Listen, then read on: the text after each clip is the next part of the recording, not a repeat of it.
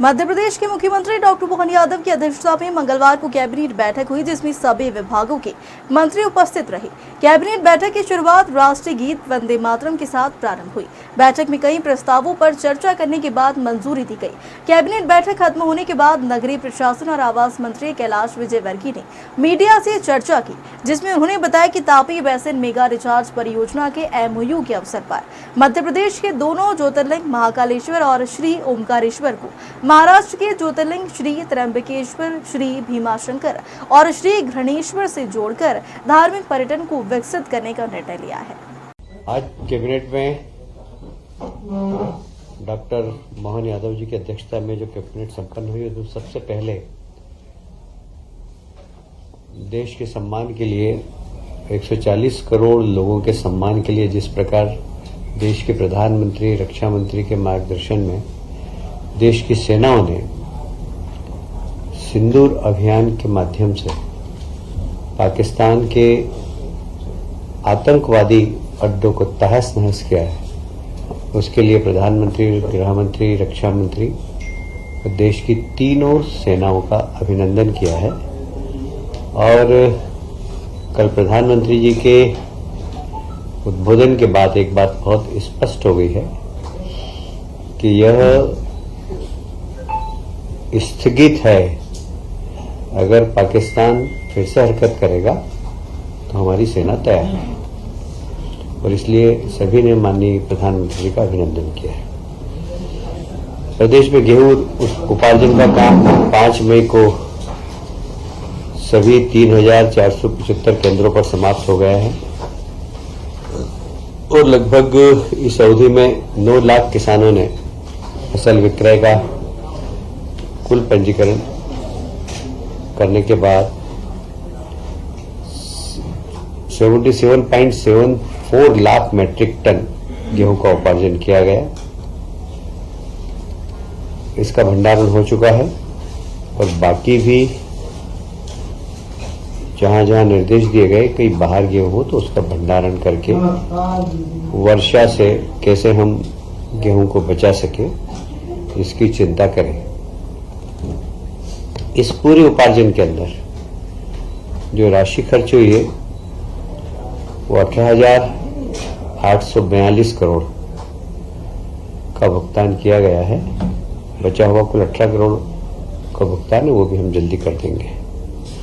अभी आपको मालूम ही होगा, महाराष्ट्र के मुख्यमंत्री जी आए थे और मुख्यमंत्री जी ने ताप्ती बेसिन मेगा रिचार्ज परियोजना का तो उद्घाटन किया है, पर दोनों प्रदेशों की सांस्कृतिक विरासत को, जो प्रधानमंत्री जी हमेशा कहते हैं कि विकास के साथ विरासत को भी हमें संभालना है,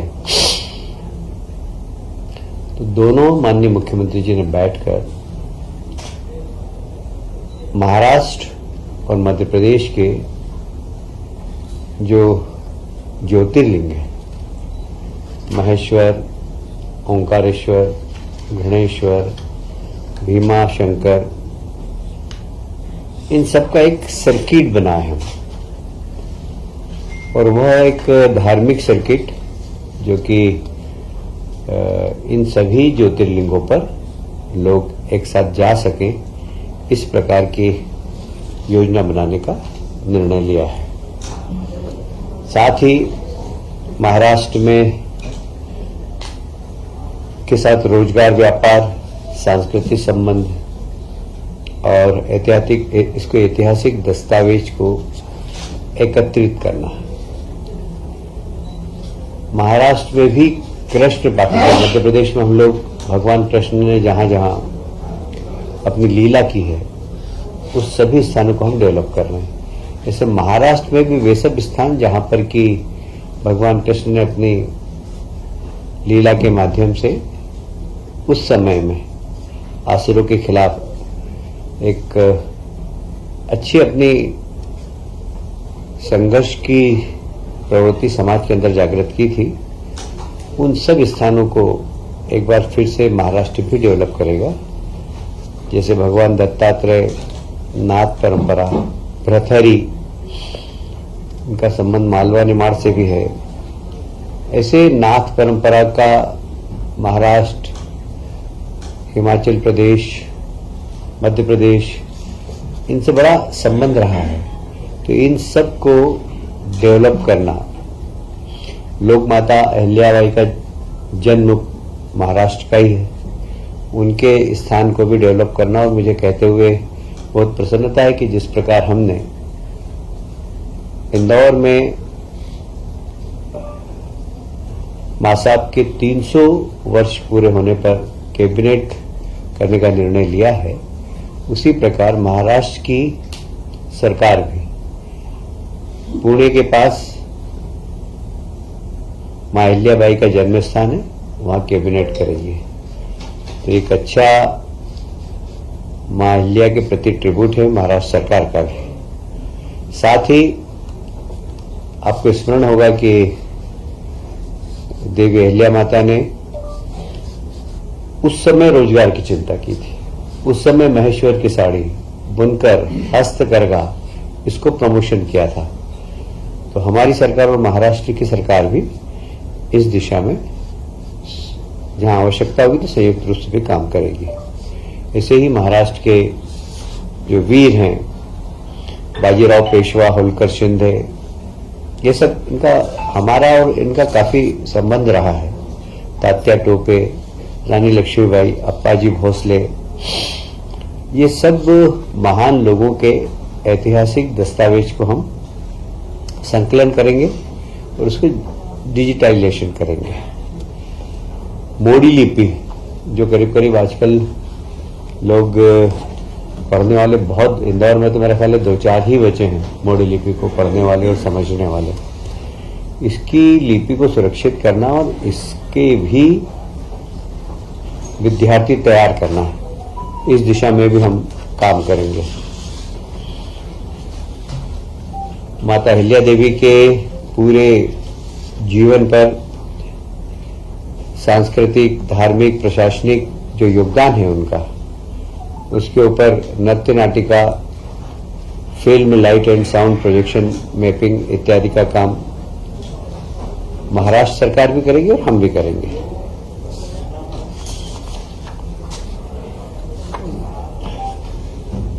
सोलह मई को इंदौर में रीजनल ग्रोथ कॉन्क्लेव तथा मैनमेड टेक्निकल टेक्सटाइल एक्सपो का आयोजन है।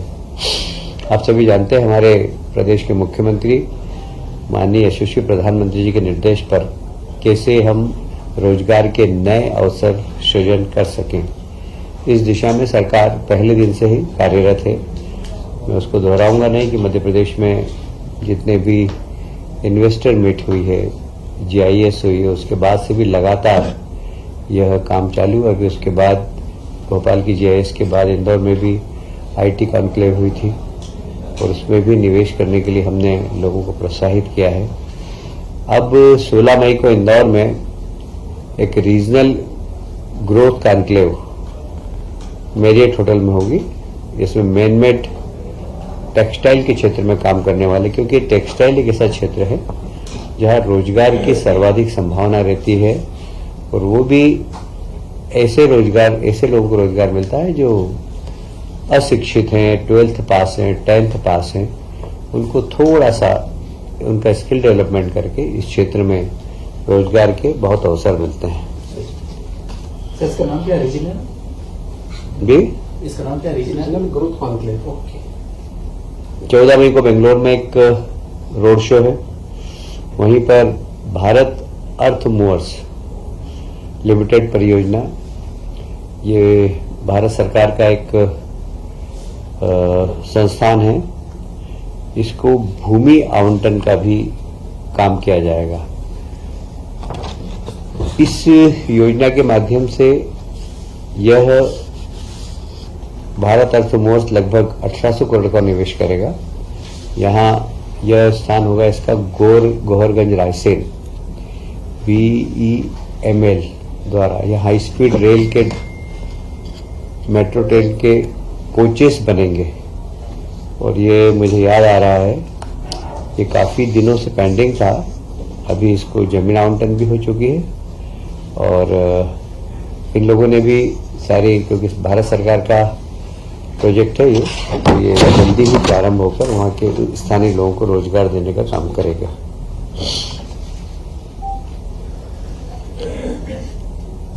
बीस मई को इंदौर में, जैसे मैंने कहा कि हम लोग कैबिनेट की मीटिंग कर रहे हैं राजबाड़े पर, क्योंकि एक ऐतिहासिक स्थल है मध्य प्रदेश का मालवा का राजवाड़ा। वहां पर हम विजन 2047 इसके ऊपर भी मंत्रिमंडल के सामने इसका प्रस्तुतिकरण होगा और लगभग ये 3-4 घंटे का प्रस्तुतिकरण है, जिसमें माननीय मंत्रीगण अपनी सलाह देंगे। तो ये 20 तारीख को इंदौर में संपन्न होने वाला है। खेलो इंडिया यूथ गेम 2025 में मध्य प्रदेश का बहुत शानदार प्रदर्शन रहा है।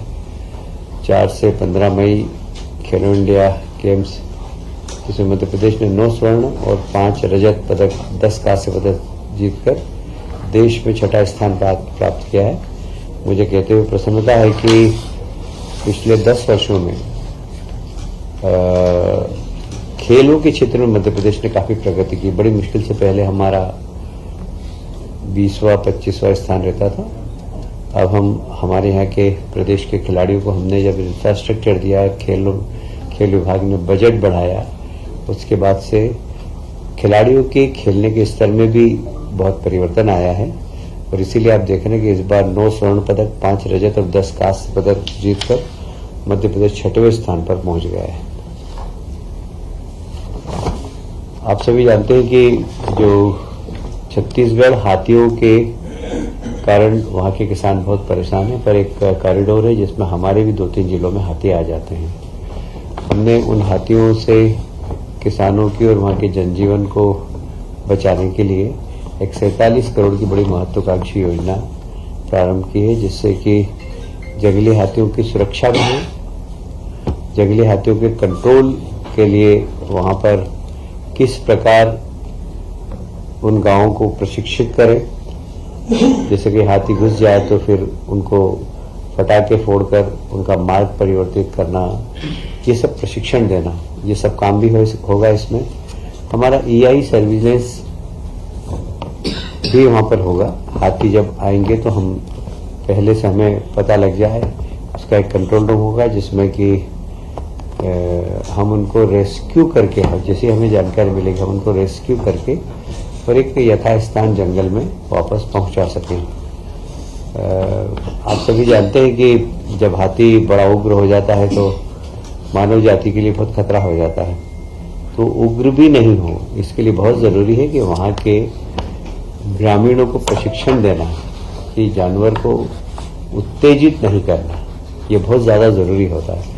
नहीं तो जब गांव में घुसता है तो अज्ञानतावश वो उत्तेजित कर देते हैं और उत्तेजित जानवर पे बहुत नुकसान पहुंचा देता है।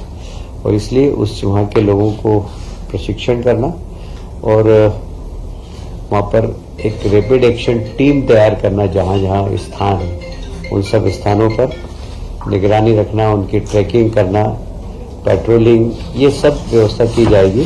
और इसमें लगभग 47 करोड़ रुपए का। देखिए, मुझे लगता है कि गेहूं खरीदी से किसान काफी संतुष्ट है इस बार। उसका कारण है कि बाजार रेट में और हम जब खरीद रहे उस रेट में बहुत ज्यादा अंतर नहीं है। अब गेहूं का रेट बढ़ गया है बल्कि बाजार में, इसलिए किसानों को बहुत ज्यादा सरकार को बेचने में रुचि अब कम रह गई है। इसलिए मेरी जानकारी के अनुसार मेरे क्षेत्र के अंदर जहां जहां का प्रभारी वहां तो कोई शिकायत नहीं है। पर अगर ऐसी कोई शिकायत होगी तो हम उसके ऊपर भले विचार करेंगे, पर हमारे पास ऐसी कोई शिकायत नहीं है।